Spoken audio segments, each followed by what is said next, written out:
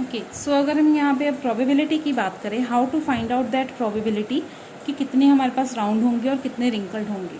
सो ये बेसिक आपका एक क्रॉस है, पुनेट स्क्वायर के थ्रू मैंने किया है। पुनेट स्क्वायर का क्रॉस आपको किसने, मेंडल ने दिया था। उसने एक सीड शेप लिया, लेट सपोज हम यहाँ पे सिर्फ वन ट्रेट ले रहे हैं, सीड शेप, सो हम मोनोहाइब्रिड क्रॉस कर रहे हैं। One trait means monohybrid cross. तो इसके लिए मैं एक अलग से सेपरेट वीडियो डालूंगी मोनोहाइब्रिड एंड डाईहाइब्रिड क्रॉसेस के लिए, सो दैट आपको क्लियर हो जाए कि पुनेट स्क्वायर में मोनोहाइब्रिड एंड डाईहाइब्रिड आपने कैसे करनी है। So mono means single, monohybrid हमने लिया है जस्ट एक ट्रेट के लिए, that is your seed shape. So हमारे पास अगर हम सीड शेप देखें, या तो हमारे पास राउंड है या रिंकल्ड है। Okay, so seed shape is a single trait जिसकी दो अलील्स हो सकती है, या तो उसकी एक अलील हो सकती है capital are, that is for round, या फिर रिंकल्ड, बिकॉज हमें पता है कि हमारे पास होमोलोगस क्रोमोसोम्स में 2 कॉपीज होती हैं किसी भी क्रोमोसोम की, राइट। सो जब होमोलोगस क्रोमोसोम का पेयर बनता है एक क्रोमोसोम पे, या तो ये हो सकता है, दूसरे पे ये हो सकता है, या दोनों पे कैपिटल आर हो सकता है।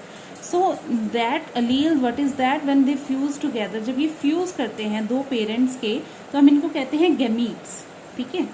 सो ये क्या है हमारे पास, अगर हम लगाएं कि फादर का आर है, मदर का R capital are small R, so यहाँ पे हमें गैमीट्स मिलते हैं, these are the gametes. Okay, so ये है हमारे पास गैमीट्स। क्या है, फादर से हमारा जो जीन्स थी उसकी 2 गैमीट्स बनी है, मदर की जो जीन थी उसकी 2 गैमीट्स बनी है, जो ये अलील्स थी इनकी 2 गैमीट्स हमारे पास बनी है, 2 फ्रॉम फादर 2 फ्रॉम मदर। जब ये gametes when they fuse together, जब ये फ्यूज होंगी आपस में, ठीक है, सेल डिवीजन के लिए जब ये फ्यूज होंगी तो क्या होगा, फ्यूजन के टाइम पर ये अपने गैमीट्स जो इनके हैं वो आपस में फ्यूज होंगे। ऐसा चाहिए नहीं फ्यूज होंगे, इनके गैमीट्स बनेंगे सिंगल सिंगल। ये गैमीट्स है capital are small r from father, capital are small r from mother. ये गैमीट्स अब यहाँ पे ऐसे कर सकते हैं, पेरेंट्स का यहाँ पे फ्यूजन हुई गैमीट्स की, ये है फादर से, ये मदर से है, ठीक है। तो ये फादर से और ये मदर से।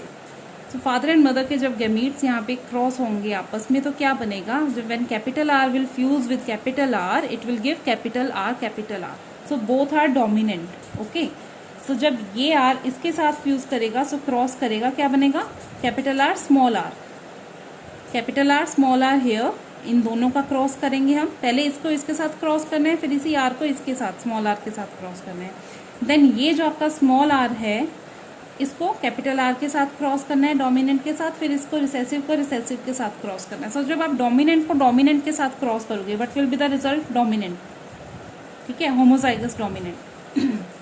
Now what is this, dominant को रिसेसिव के साथ हेट्रोजाइगस डोमिनेंट, मतलब ये 2 डिफरेंट अलील्स हैं, डिफरेंट जीन्स हैं, हेट्रोजाइगस है, बट रिजल्ट डोमिनेंट होगा, बिकॉज डोमिनेंट हमेशा खुद को एक्सप्रेस करेगा ऐसे, अगर वो रिसेसिव के साथ है। सो दिस इज हेट्रोजाइगस, अगर ये स्मॉल आर को आर के साथ heterozygous dominant, when small r will fuse will cross with small r, तो क्या होगा, होमोजाइगस रिसेसिव। सो क्या प्रोबेबिलिटी हमारे पास यहाँ पे आती है, ये तो जीनोटाइप हो गया, ठीक है। फिनोटाइप में हमारे पास क्या प्रोबेबिलिटी आएगी कि जहां जहां पे आपका डोमिनेंट प्रेजेंट है वहां पे आपके सीड की शेप आएगी। डोमिनेंट किसकी था, कैपिटल आर था, राउंड शेप का, है ना। तो जहां जहां पे आपके डोमिनेंट प्रेजेंट है वहां पे आएगी आपकी round shape. So out of 4 में से 3 आपके राउंड सीड्स आ रहे हैं, क्योंकि यहाँ पे भी है डोमिनेंट, दिस इज ऑल्सो, यहाँ पे भी आर अपना जो राउंड सीड्स होंगे वो बनेंगे, because small R is recessive, so उसको 2 कॉपीज चाहिए एक्सप्रेस करने के लिए, ठीक है। यहाँ पे भी डोमिनेंट होगा। सो आउट ऑफ 4, ये 3/4 आप कर सकते हैं, आउट ऑफ 4 3 जो है वो आपकी है डोमिनेंट, वो है राउंड सीड्स, और 1 आपके बन रहे हैं रिंकल्ड, ठीक है। सो इसकी जब आप परसेंटेज काउंट करोगे कैलकुलेट करोगे, तो आपकी जाएगी 75% round seeds and 25% wrinkled seeds. Okay, ये है आपकी probability, how to find out the probability.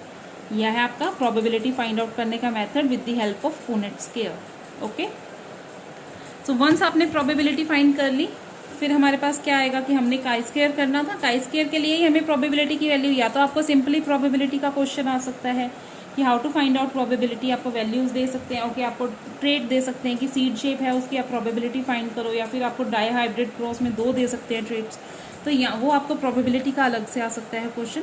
या फिर आपको आ जाएगा यहाँ पे काई स्क्वायर के लिए आपको एक्सपेक्टेड वैल्यू फाइंड आउट करनी है, उसके लिए आपको प्रोबेबिलिटी चाहिए। ओके, सो वंस आपको एक्सपेक्टेड वैल्यू पता चल गई है, अब आपको पता चल गया है कि 7324 आपके टोटल सीड्स हैं, टोटल ऑफ स्प्रिंग्स हैं। कैसे? क्योंकि हमारे पास ऑब्जर्व वैल्यूज को हमने एडअप किया, ठीक है, तो मतलब टोटल इतनी क्रॉप्स हैं 7324। अब उसमें से 75, अब हमें प्रोबेबिलिटी पता चल गई है कि उसमें से 75% होंगी हमारे राउंड सीड्स एंड 25% होंगे हमारे रिंकल्ड सीड्स। सो कैसे आप इसको फाइंड आउट करोगे? मैथमेटिकल टर्म यूज करेंगे कि अगर 7324 हमारे टोटल प्लांट्स है उसको हम 0.75 से मल्टीप्लाई करेंगे तो हमारे पास जो आंसर आएगा that will be our number of round seeds. जो एक्सपेक्टेड वैल्यू है हमारी राउंड सीड्स की, 75% हमने एक्सपेक्ट किए थे, तो 75% की वैल्यू बनती है 5493। सो यहाँ पे हम लिखेंगे expected value for round seed 5493। Expected number of wrinkled of springs कितने हैं हमारे, रिंकल्ड के कितने हम कैसे फाइंड आउट करेंगे? Same 7324 total number of springs को मल्टीप्लाई करोगे आप 0.25 से, मतलब 25% थे ना हमारे पास रिंकल्ड, तो हम 0.25 से हम मल्टीप्लाई करेंगे, हमारे पास आ जाएगा 1831। So 1831 will be our wrinkled seeds. Okay, so wrinkled seeds की हमारे पास है 1831, राउंड के हैं हमारे पास 5493। टोटल करोगे इसका 7324 होगा दोनों का, ठीक है। सो वंस आपको अब ऑब्जर्व वैल्यू आपको गिवन थी, एक्सपेक्टेड आपने प्रोबेबिलिटी के थ्रू फाइंड आउट कर ली है, ऑब्जर्व माइनस एक्सपेक्टेड आपने फाइंड करनी है। ऑब्जर्व वैल्यू में से एक्सपेक्टेड को माइनस करो, 5474 में से 5493 को आपने माइनस करना है, दैट विल बी योर -19, -19। 1850 में से 1831 को आपने माइनस करना है, that will be your 19। So observe minus expected का हम होल स्क्वायर करते हैं, सो दैट कि अगर कोई भी नेगेटिव यहाँ पे हमारे पास आया उसको पॉजिटिव में हम कन्वर्ट हो जाएगा। सो -19 इंटू -19 करोगे होल स्क्वायर, मतलब 2 बार उसको मल्टीप्लाई करना है ना। ऑब्जर्व माइनस एक्सपेक्टेड की जो भी वैल्यू यहाँ पे हमारे पास आई है उसको मल्टीप्लाई करेंगे 2 टाइम्स, तो हमारे पास आएगा 361। माइनस माइनस जब आप मल्टीप्लाई करते हैं तो वो माइनस का साइन चला जाता है, तो यहाँ पे पॉजिटिव 361 है, सेम यहाँ पे भी 361 है। अब आपने फाइंड आउट करनी है यहाँ पे O minus e whole square divided by e divided by expected value. So observe value minus expected value का होल स्क्वायर कितना है? होल स्क्वायर हमारे पास यहाँ 361। अब इस 361 का होल स्क्वायर है, इसको आपने डिवाइड करना है expected value that is 5493। So when you will divide 361 with 5493 your answer will be, 361 को 5493 से करोगे आंसर विल बी 0.066। सेम इस 361 को 1831 ये जो एक्सपेक्टेड वैल्यू है इसके साथ अगर आप करोगे डिवाइड तो आपका आएगा 0.197। So put these values in the table. Once आपको आपकी observe minus expected whole square by E की आपको वैल्यूज फाइंड आउट हो गई हैं, इनको टेबल में पुट करके इनको ऐड करोगे, एड अप दीज 2 वैल्यूज को ऐड करो, जो आपका रिजल्ट होगा that will be your chi square. Okay, so chi square बहुत ही इजी है, आपने वैल्यूज पुट करनी है टेबल में, जो वैल्यू नहीं गिवन है वो आपने फाइंड आउट करनी है। फाइंड आउट करने के लिए आपको प्रोबेबिलिटी करना पड़ेगा। और राइट, सो जिसको कहीं पे नहीं समझ आया है कोई चीज़ वो पूछ भी सकता है मुझसे क्लास में, या फिर आप इस वीडियो को रिवाइंड करके इसको बार बार चेक करो। सारा आपको क्लियर है कि कैसे आपने सबसे पहले काई स्क्वायर होता क्या है, उसकी इंपॉर्टेंस क्या है, देन आपने काई स्क्वायर का कैसे उसका टेबल है उसमें क्या क्या वैल्यूज आपको चाहिए, क्या वैल्यूज गिवन है, एक्सपेक्टेड फाइंड करनी है, तो उसके लिए आपने प्रोबेबिलिटी फाइंड करनी है। प्रोबेबिलिटी क्या होती है डेफिनेशन नोट्स में है आपके पास। तो प्रोबेबिलिटी किसी भी की भी चांस ऑफ अकरेंस होता है, कोई भी चीज़ होने का जो चांस होता है। सो क्या चांसेस हैं कि राउंड सीड्स कितने % होंगे एंड रिंकल्ड कितने, वो आपने प्रोबेबिलिटी फाइंड करनी है with the help of Punnett square. उस वैल्यू को यूज़ करके आपने क्या निकालना है, अपनी एक्सपेक्टेड वैल्यू करनी है find out from total number of springs, उसके साथ मल्टीप्लाई करके आपकी एक्सपेक्टेड वैल्यू आएगी। उस एक्सपेक्टेड वैल्यू को टेबल में पुट करना है, देन फॉर्मूला यूज़ करके ये सारी वैल्यूज़ फाइंड आउट करके आपने एडअप करना है इन 2 वैल्यूज़ को, आपका आ जाएगा काई स्क्वायर। ठीक है, सो फाइनली हमारा काई स्क्वायर क्लियर है। उसके बाद हमारे पास आ जाते हैं, एक तो हम स्टैटिस्टिकल सिग्निफिकेंस फाइंड आउट करने के लिए काई स्क्वायर यूज़ करते हैं। ठीक है, दूसरी क्या चीज़ है हमारे पास, पी वैल्यू।